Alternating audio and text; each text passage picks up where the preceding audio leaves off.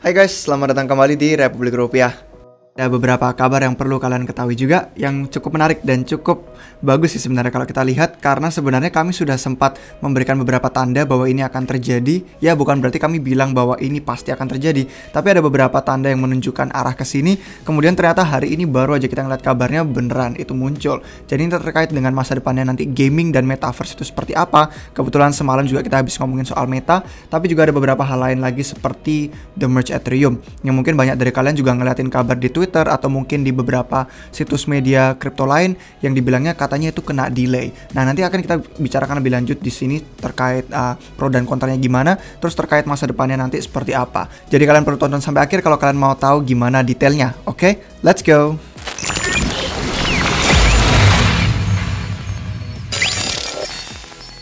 Hai guys, selamat datang kembali di Republik Rupiah. Kami berterima kasih kepada Matrixport karena video hari ini disponsori oleh mereka. Jadi untuk yang belum tahu, Matrixport adalah perusahaan bank kripto yang berfokus pada produk untuk menghasilkan yield atau imbal hasil, di mana ini bisa melalui staking atau saving secara pasif. Jadi kalian bisa masukkan aset kripto kalian ke sana, kemudian kalian bisa menghasilkan uang dari beberapa produk yang mereka tawarkan. Beberapa produknya pun bermacam-macam, ada DCA secara otomatis, ada beberapa staking, ada yang savings juga, ada fixed income, ada DeFi, ada trading, ada pinjaman juga. Jadi silakan kalian download dengan link di deskripsi yang sudah kami sediakan jika kalian tertarik. Kalau kalian penasaran, ini dibuat oleh Jihan Wu yang merupakan penemu Bitmain. Jadi bukan merupakan startup baru yang berdiri, melainkan sebuah crypto unicorn dengan valuasi di atas $1 miliar dengan lebih dari 200 karyawan di 40 negara berbeda. Dan bukan hanya untuk saving staking, kalian yang para trader lebih lanjut juga bisa mencari alat-alat trading yang lengkap yang disediakan oleh Matrixport. Ada banyak sekali promo-promo menarik yang sedang berlangsung juga seperti airdrop SOS atau OpenSea token dan beberapa pengembangan produk di masa depan yang nanti implementasinya akan dimasukkan ke dalam bahasa Indonesia juga untuk platform ini. Untuk yang pengen deposit, kalian bisa deposit dengan kartu kredit ataupun dengan melalui exchange yang lain. Dan kalian juga bisa withdraw dengan minimum menggunakan USDT hanya $2 aja. Tunggu apa lagi guys? Link sudah tersedia di deskripsi di bawah ini untuk kalian bisa langsung mendownload di HP. Oke guys, jadi untuk yang pertama si Epic Games ini sendiri, kalau kalian lihat di layar ini ada beritanya soal Epic Games yang sebenarnya sedang mengubah lanskap gaming dan metaverse itu sendiri. Jadi secara garis besarnya mereka menerima investasi miliaran dolar dari beberapa nama, dan itu mengandung juga beberapa perusahaan lain yang juga fokusnya dalam gaming dan metaverse itu sendiri. Jadi kalau kalian ingat dulu itu waktu beberapa minggu lalu ya, coba saya buka di sini di YouTube. Ini sekitar sebulan lalu ternyata. Saya pikir baru 2 minggu yang lalu. Sebulan yang lalu nih kami bikin video ini. Jangan ketinggalan tren di sektor yang sedang berkembang pesat ini. Nah, ini yang thumbnailnya yang ada gambar keretanya ini, jangan ketinggalan. Jadi kalau kalian belum nonton, kalian bisa nonton. Tapi kalau kalian sudah nonton dan mungkin lupa, bisa kalian nonton lagi. Tapi di situ kami ngomongin nih soal beberapa potensi terkait perusahaan dan proyek yang mengembangkan lanskap ekosistem gaming dan metaverse. Dan ada beberapa nama yang kami sebutkan di situ, salah satunya nama si Epic Games ini sendiri. Jadi kita di situ ngomongin secara sejarahnya dulu gimana gaming itu berevolusi, gimana teknologi itu semakin lebih canggih. Terus di video itu kami juga ngomongin bahwa Epic Games merupakan salah satu pemain yang bakal jadi pemain utama kalau kita ngomongin soal metaverse. Dan ternyata bener kan, hari ini dibilangin seperti itu.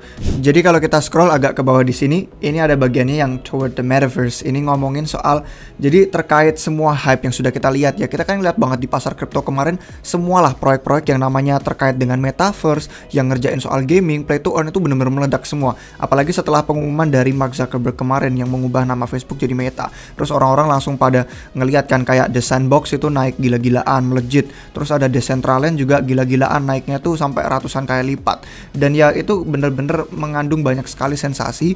Orang-orang tuh seneng banget, orang-orang hype, dan mereka tuh pada FOMO. Terus akhirnya orang-orang pada ikutan beli, makin mendorong harganya lebih tinggi lagi. Udah tinggi jadi makin tinggi karena orang-orang pada pengen ikut masuk, tekanan belinya jadi gede banget. Nah, tapi terlepas dari setahunan terakhir ini yang kita melihat hype dari metaverse itu, sebenarnya ya konsep metaverse sendiri ini dibilang di sini kan di artikel, sebuah alam digital yang imersif di mana orang-orang itu menggunakan avatar mereka untuk sosialisasi, untuk bermain, untuk melakukan bisnis. Itu sebenarnya masih jauh dari realisasi. Nah, si Epic Games ini melihat konsepnya itu sudah dari bertahun-tahun yang lalu. Jadi dari 2017-an waktu mereka ngerilis game Fortnite, mereka tuh sadar kalau kalian mungkin main game Fortnite mungkin kalian tahu kan, selain kalian cuma main gamenya itu kadang setelah matchnya selesai, orang-orang tetap hangout di sana. Orang-orang tetap hangout sama teman-temannya, entah itu live streaming, entah itu cuma ngobrol, entah itu cuma ya untuk have fun aja lah. Jadi mereka udah ngelihat dari sana sejak si game Fortnite ini bahwa ternyata di metaverse itu setelah gamenya pun selesai ada sosialisasi yang orang-orang bisa lakukan, dan dari sana pun kemudian berkembang jadi adanya komunitas, jadi adanya bisnis, semua hal itu bisa dilakukan. Jadi akhirnya ya dunia digital yang imersif, yang mana sebenarnya selain dari Fortnite dan Epic Games sendiri udah banyak orang juga bikin novel, dan ada juga film Ready Player One. Itu kan sebuah konsep yang sudah bertahun-tahun orang bayangkan, dan yang ini merupakan paduan yang menarik sih. Semakin dunia menjadi modern, semakin teknologi makin canggih, kita bisa memadukan yang namanya aset-aset dunia nyata dengan aset-aset virtual. Jadi dari sini pun Epic Games itu sudah tahu bahwa keputusan mereka ke arah sini memang cukup menarik. Karena ini adalah paradigma yang besar, dia bilang. Paradigma yang besar untuk dunia komputasi dan internet selanjutnya. Nah, sekarang dia lanjut ngomong juga. Sekarang itu udah ada perusahaan metaverse yang kecil lah, bisa dibilang relatif kecil ya. Kalau kita ngomong kayak di aset kripto tuh ada Decentraland dengan tokennya Mana. Terus ada Sandbox dengan tokennya Sand. Terus ada juga Roblox, game yang tradisional lah. Kalau kalian mainan Minecraft mungkin juga tahu Roblox. Terus si Meta yang barusan semalam juga kami bahas. Jadi mereka tuh bikin versi yang lebih simpel dari alam virtual ini. Tapi mereka berpikir bahwa ini lebih seperti kayak kartun, bukan yang bener-bener kelihatan kayak dunia nyata, kayak orang bener persis manusia, yang mana dicerminkan dari avatar itu. Jadi ya kalau misalkan kita ngelihat ini masih di tahun-tahun awalnya, dan sebenarnya ya masih banyak banget hal-hal yang bisa kita kembangkan di sini. Dan ya kalau mungkin kalian sudah nonton, ada video lain lagi juga sih. Nggak tahu ya saya bisa ingat apa nggak di sini thumbnailnya. Tapi kalau nggak salah ada salah satu video lagi yang kami tuh membahas soal Wilder World. Oh, ini ada di sini di bawah. Pas banget ini. Kelihatan. Oke, ini dia. Zero Z Space Wilder World. Ini ya judulnya kan sudah kalian bisa baca sendiri, metaverse sesungguhnya. Kalau kalian belum nonton, kalian bisa nonton. Kalau udah nonton tapi lupa, bisa nonton lagi. Ini merupakan proyek yang juga cukup menarik karena mereka baru aja merilis trailer baru soal Wilder World. Itu secara grafis itu lebih menarik, bukan kayak ya sebenarnya masih bilang kartun, bukan kayak manusia beneran dan humanis gitu. Cuman ya mereka itu foto sinematik istilahnya, bener-bener secara cahaya, secara 3D itu semua cukup menarik. Nanti kalau kalian mau lihat trailernya bisa kalian nonton sendiri di YouTube, di channelnya Wilder World langsung. Itu ada video trailernya mereka yang terbaru yang tahun 2022 ini. Itu juga cukup menarik. Jadi sebenarnya konsep-konsep ini itu cukup bagus, dan saya tuh makin bullish gitu kan melihat berita-berita bahwa orang-orang dari perusahaan yang tradisional, orang-orang yang punya dana miliaran dolar itu berinvestasi ke konsep ini. Artinya nanti ke masa depannya kita bisa melihat pertumbuhan yang lebih bagus. Dan ini ada satu hal penting juga yang disebutkan yang sebenarnya terkait dengan video semalam juga, yang kita bilang kan Meta ya kemungkinan memang cuma untuk menguntungkan diri sendiri, dan itu penuh permission gitu kan, jadi harus punya izin. Itu bukan hal yang desentral, bukan semua orang yang bisa kemudian partisipasi secara krusial, secara inti. Dan di sini dibilang kalau universe yang terbuka, di mana developer tuh bisa membangun metaverse, sebenarnya bukan hanya membangun metaverse itu, tapi membangun untuk metaverse tersebut. Ada dibilang misalkan jaringan sosial, entah komunitas A, komunitas B pengen bangun pulau virtual sendiri, itu mereka bisa dengan komunitas dan lain-lain. Dan itu semua hal yang dimungkinkan dengan Wilder World, ya khususnya di teknologi Zero dan Z Space-nya. Itu tiga hal yang berbeda, Zero, Z Space, sama Wilder World. Kalau kalian nonton pasti kalian lebih paham lagi nanti konsepnya, perbedaannya apa. Tapi intinya gitu sih, kami cukup bullish melihat pergerakan Epic Games dan banyak lagi platform-platform dan perusahaan terpusat lain yang juga menginvestasikan duit dan orang-orang berbakat untuk mengembangkan konsep ini. Jadi kita lihat aja ya nanti menghabiskan waktu berapa tahun untuk benar-benar melihat yang diadopsi secara massal oleh dunia global. Jadi mungkin kalian ada ya udah ngeliat di Twitter, mungkin dari langsung tim Baiko-nya yang udah nge-tweet itu komentar bahwa the merge akan di-delay, atau mungkin kalian ngeliat dari Cointelegraph atau dari situs media lain, atau mungkin malah dari influencer lain yang juga kalian follow di medsos-medsos lain. Mungkin kalian sudah dengar soal The Merge Ethereum tuh bakal di-delay lagi. Nah, sebelum kalian komentar kayak wah delay terus, nggak jelas, nggak ada realisasinya, ini cuma teori bla bla bla, sebaiknya kita mungkin perlu paham dulu The Merge Ethereum itu apa yang dilakukan dan kenapa itu sebenarnya bukan merupakan sebuah delay. Alasan utamanya itu bukan sebuah delay karena memang sejak dulu nggak pernah dikasih tanggal pasti. Nggak pernah dikasih tanggal atau bulan pasti. Oke, 5 Januari. Benar, kalau dikasih 5 Januari ini udah sampai April belum selesai ya emang delay. Tapi kalau nggak pernah dikasih tanggal ya bukan delay dong. Kan nggak pernah menjanjikan akan selesai tahun ini, bulan ini, di tanggal ini, persis di jam ini. Kayak itu kan merupakan sebuah jaringan desentral yang dikerjakan secara global. Orang-orang di seluruh dunia, nodo yang berpartisipasi, klien softwarenya, dan developer yang terkait itu semua saling berkontribusi dan mereka memiliki preferensi masing-masing juga. Itulah kenapa itu sebenarnya desentral. Karena nggak semuanya langsung nurut sama bos, nurut sama CEO. Nggak ada yang namanya kayak gitu di Ethereum. Jadi semua orang berpartisipasi masing-masing untuk meningkatkan skalabilitas. Ada yang L2-nya pakai rollups optimistic, ada yang pakai ZK, ada yang pakai tenaga dulu waktu beberapa tahun lalu pakai plasma sidechain. Itu tuh ada banyak banget. Dan orang-orang punya preferensi masing-masing. Untuk software juga bisa dibilang diversified. Ada banyak, ada yang menggunakan Geth, ada yang menggunakan Prism, ada yang menggunakan Teku, Nimbus, itu banyak banget. Dan ini semua menunjukkan bahwa memang komunitasnya dan jaringannya itu desentral, orang-orang punya preferensi masing-masing, dan meskipun kita menuju tujuan yang sama, beralih dari proof of work ke proof of stake, kita butuh konsensus tersebut. Konsensus untuk bisa akhirnya kita melakukan hal ini. Nah, kemarin saya sempat membagikan di member. Jadi kalau kalian member tuh kalian sebenarnya dapat banyak banget informasi-informasi yang lebih dulu sebelum kita masukin ke YouTube. Jadi hal-hal yang bener-bener bisa dibilang alpha gitu kan. Pengetahuan-pengetahuan yang lebih lanjut. Setiap kali kami riset, kami dapat sesuatu langsung kami share ke sini dulu. Karena gampang, tinggal tulisan sama gambar. Jadi kalau kalian mau gabung, kalian bisa cek link di deskripsi di bawah untuk gabung langsung ke republikrupiah.com. Terus kalian bisa daftar di sana, terus kalian bisa lihat biaya pendaftarannya.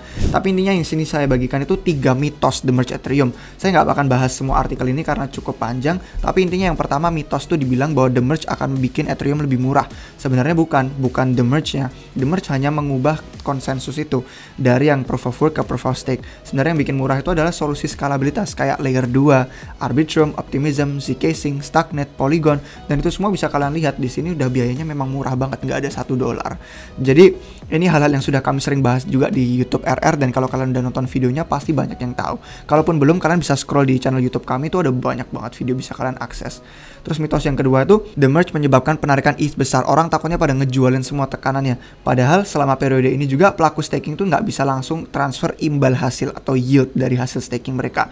Jadi ada periode bulanan itu dimana berlangsungnya itu nggak langsung semua setelah The Merge terjadi langsung detik itu juga semua orang bisa nge-withdraw. Jadi itu yang kedua. Terus mitos ketiga, The Merge akan terjadi di bulan Juni. Nah, ini mitos juga. Saya baca aja sih karena ini cuma 2 paragraf. Bertentangan dengan yang mungkin dipikirin banyak orang, belum ada yang tahu persis kapan The Merge akan terjadi. Pertengahan tahun itu perkiraan paling umum dari orang-orang, mungkin sekitar kuartal kedua atau kuartal ketiga tahun ini. Tapi bulan Juni, Juli atau Agustus tuh nggak ada yang tahu. Nah, hal yang kita tahu tuh kita hanya bisa melihat item-item yang diselesaikan di checklist ada kesiapan The Merge. Ini kalau kalian gabung jadi member, kalian bisa klik linknya di sini, itu tentang item-item apa aja yang perlu diselesaikan untuk bisa siap masuk ke The Merge mainnet. Ini ada beberapa manfaat lain juga yang terjadi dengan The Merge. Tapi intinya kalau kita buka di GitHub ini, kita bisa lihat dari tim Baiko sendiri untuk timelinenya The Merge, bahwa dia sendiri bilang tidak ada tanggal official resmi untuk The Merge. Nggak pernah janji tanggal resmi, jadi bisa dibilang ini bukan delay. Ini memang merupakan keputusan dari sebuah jaringan yang global bahwa mereka memang perlu merasa yakin implementasi softwarenya tuh siap, udah dites dan bebas dari bug. Jadi nanti ada pengumuman apapun, misalkan ya kita bakal pakai tanggal pasti, itu akan dikomunikasikan langsung di blog.ethereum.org. Jadi kalau kalian sering buka blognya juga ada sering banyak notifikasi dari sana. Dan ini ada beberapa hal lain lagi yang perlu mereka lakukan sebelum The Merge terjadi. Dan ini merupakan hal yang tidak mudah. Kalau kalian masuk kembali ke YouTube kami, ada beberapa video juga yang udah kami bikin tentang The Merge, dan itu kalian nanti bisa paham lagi kenapa tidak mudah dan kenapa tidak cepat, dan kenapa ini sebenarnya butuh waktu lebih lama daripada yang orang pikirkan. Jadi kalau kalian nonton ini nanti kalian lebih paham. Tapi intinya kami di sini merupakan investor yang tidak langsung menghakimi sesuatu hanya karena kita melihat berita-berita yang beredar. Karena sebenarnya kita perlu riset sendiri, kita lihat dulu pro dan kontranya, mana yang benar, mana yang salah, terus akhirnya kita jadi tahu keputusan kita yang sebenarnya seperti apa. Jadi kiranya sekian guys yang bisa kami bagikan untuk hari ini terkait masa depan metaverse dan gaming, investasi banyak banget miliaran dolar, orang-orang berbakat yang masuk, dan terkait The Merge Ethereum yang bisa orang-orang pikir delay, tapi sebenarnya bukan delay. Kalau kalian suka dengan video ini, silahkan kalian like, dan kalau kalian nggak mau ketinggalan video terbaru apapun dari kami, bisa subscribe ke channel YouTube Republik Rupiah. Kalau mau gabung jadi anggota RR, langsung cek link di deskripsi di bawah ke republikrupiah.com, itu situs website kami yang resmi. Dan jangan percaya dengan siapapun yang komentar di bawah yang berpura-pura atas nama Republik Rupiah. Mungkin nyoba kalian untuk suruh WhatsApp atau suruh investasi, karena kami tidak akan pernah minta kalian uang untuk investasi dengan kami. Jadi hati-hati dengan para penipu di sana yang bisa berpura-pura mengatasnamakan RR. Terima kasih sudah nonton sampai akhir, sampai jumpa kalian semua lagi di video yang berikutnya. Cheers!